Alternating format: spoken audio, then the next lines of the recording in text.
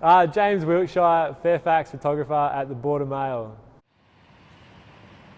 Righto, number one thing would be this bad boy, 1DX. It's a absolute warhorse. Shoots at 12 frames, 11 frames a second. Sometimes chuck the old speedlights on top.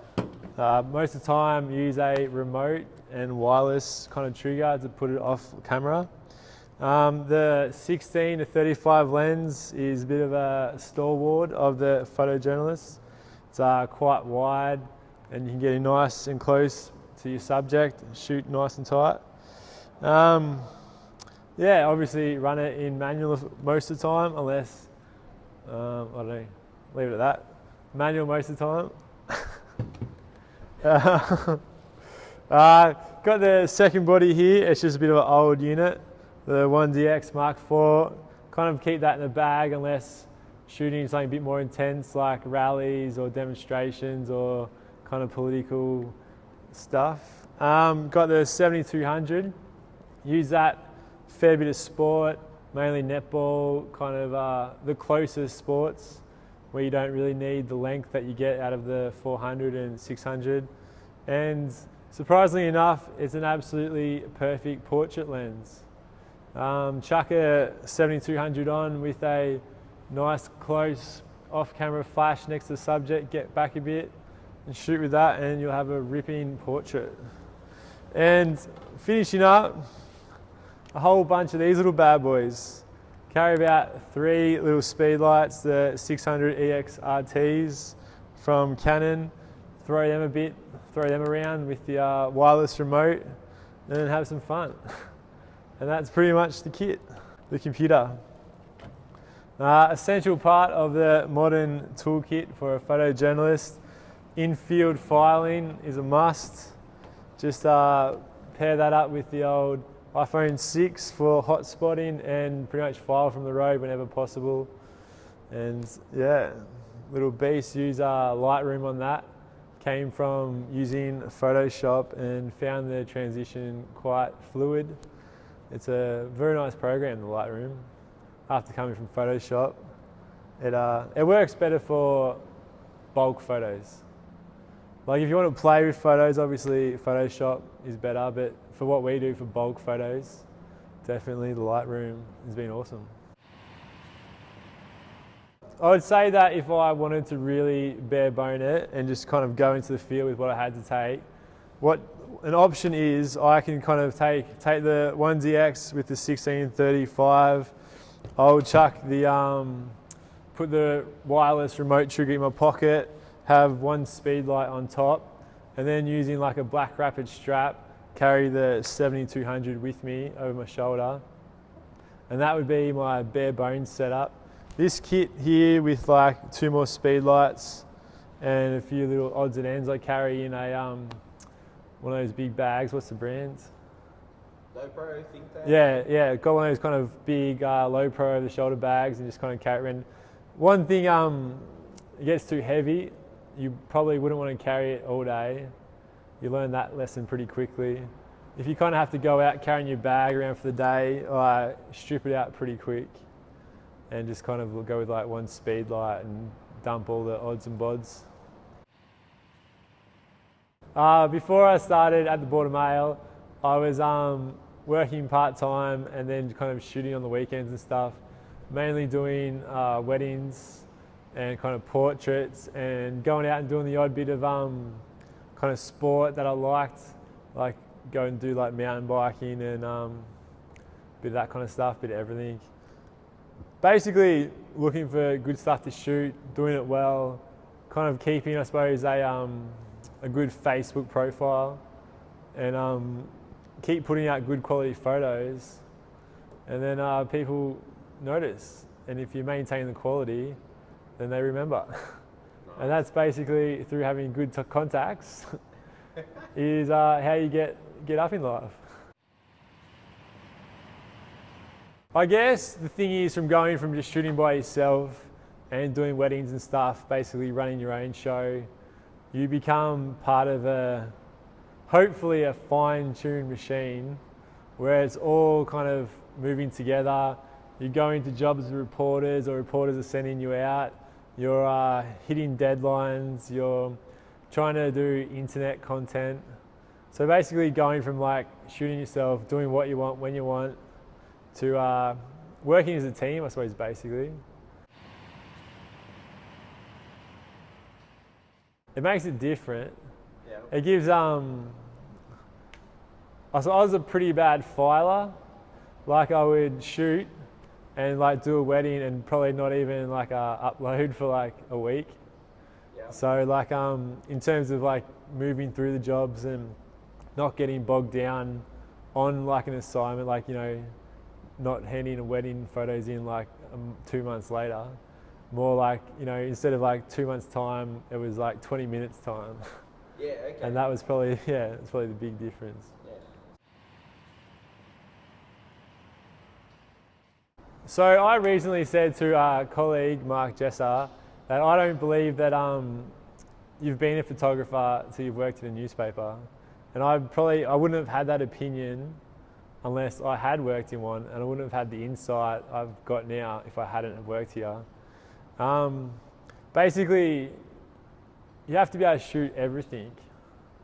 You can't just be like, oh, I like portraits, I don't do weddings, blah, blah, blah. Like, you just have to shoot everything. And like, I guess like, as you know, there's, you don't really know what it's like to like shoot a person who's like going into trial for murder and have him like stare you down. You don't really know that feeling until you've done it. And like, you certainly don't get that kind of like, that, I don't know, that feeling shooting weddings. It's like, yeah, it's certainly, and just the other day,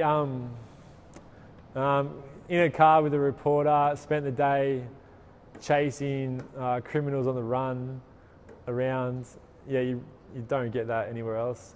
Like kind of like listening to the police and following cop cars and trying to get through roadblocks, and yeah, it's pretty crazy. You don't get that in a private setting and just like going out and shooting weddings and baby photos and stuff. Well, deadlines probably define what a photojournalist kind of is. Deadlines can be anything from a job at the start of the day and then just having it in by 5 o'clock, or like sometimes the junior footy is like, yeah, shoot it today and has to be in by like tomorrow night, but it's already in. To basically shooting and filing right then and there. Things like footy presentation night, when it's late at night and the paper, they need to get it out. I was shooting at the Hume League, Best and Fairest last year, and I was quite literally taking the photo, running back to the computer, filing it, and Julie Coe, the deputy editor, had the photo a couple of minutes later. So, yeah, so that's pretty much deadlines. Yeah, it can be anything from minutes later to kind of hours.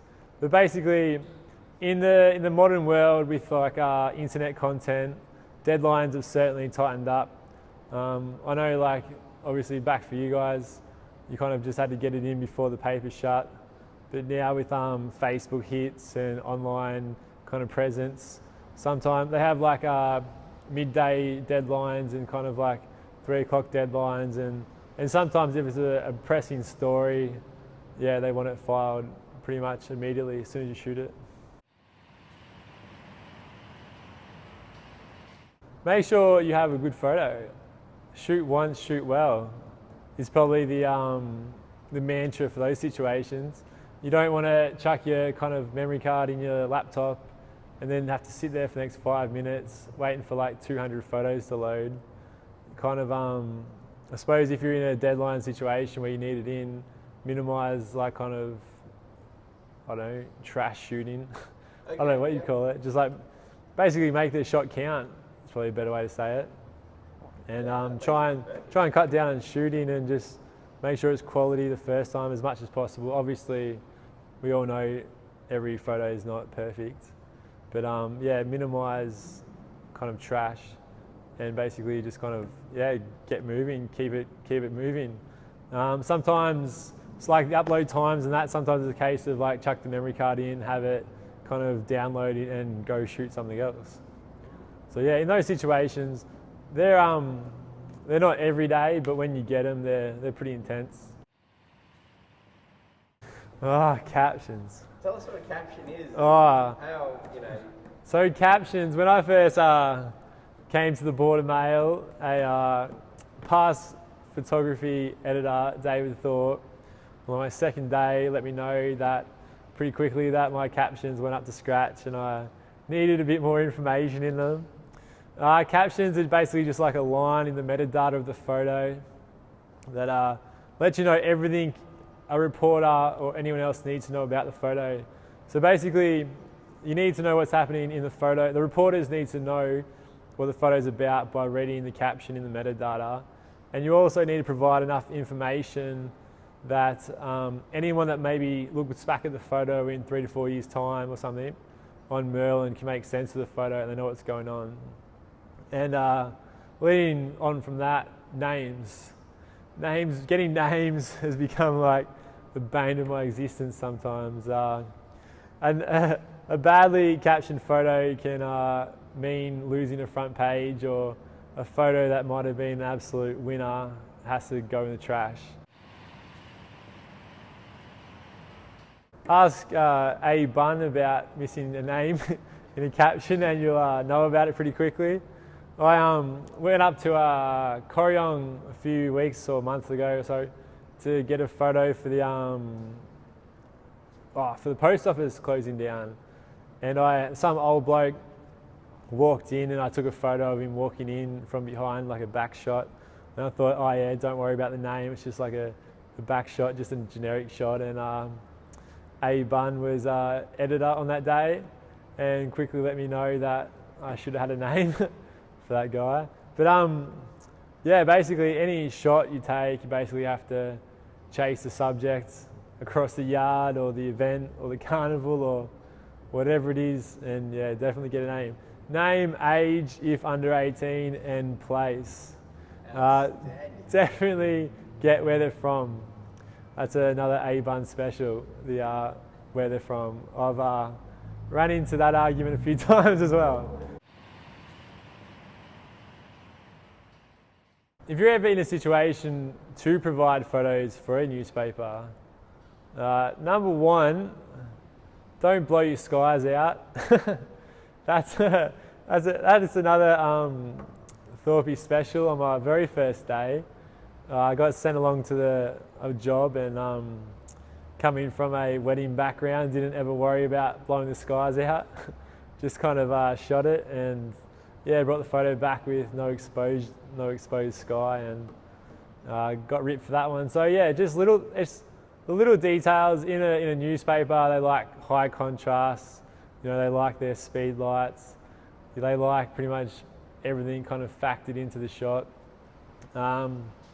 Make sure obviously you get names, try and provide as much detail in the photos as possible, and yeah, just make it a winning shot, make it clean, make it crisp, make it pop, tight, bright and happy, as they like to say.